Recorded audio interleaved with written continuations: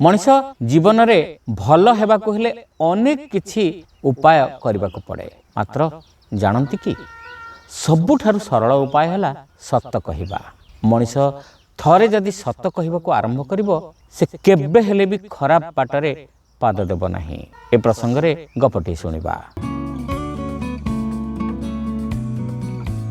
जड़े दुर्नीतिग्रस्त कर्मचारी मनरे कौनसी एक कारणरू भावांतर आसिला।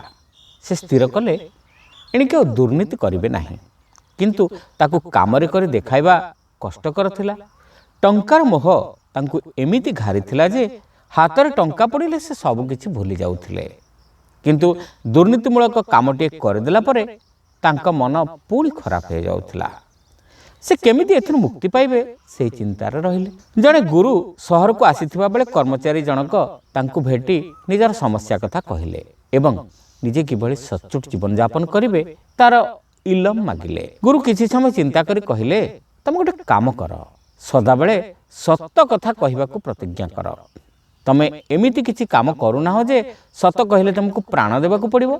सबुबेले सत्य कही तुम चली परिबो।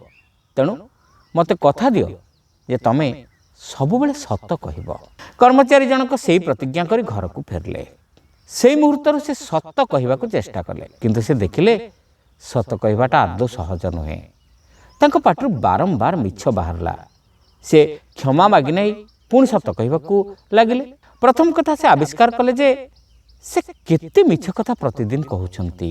मु सदाबेले सत्य कहे बोली कहउथिबा सत्वे एते मिछ कहउछंती बोली प्रथम थर पय तांकर हृदबोध होला। द्वितीय कथा हला एबे दुर्नीति करबा आउ संभव हैला नहीं, कारण दुर्नीति कले सत्य कही हैला नहीं। जहाँठारू से टंका नेले ताकू पुणी से क्षमा मागी टंका फेराइबाकू लागिले। आगरू से निजको सर्वदा सचोट बोली देखाई आसुथिले एवं से दुर्नीति करूछंती बोली केही न जानतु यह चाहूथिले, किंतु एबे से तळकू मुंड नोई निजे भी दुर्नीति करिछंती बोली कहबाकू लागिले। किंतु सत कहबा द्वारा एबे से बहुत हालुका बोध करुथिले। तेणु से आउ सत कहबा छाड़िले नाही।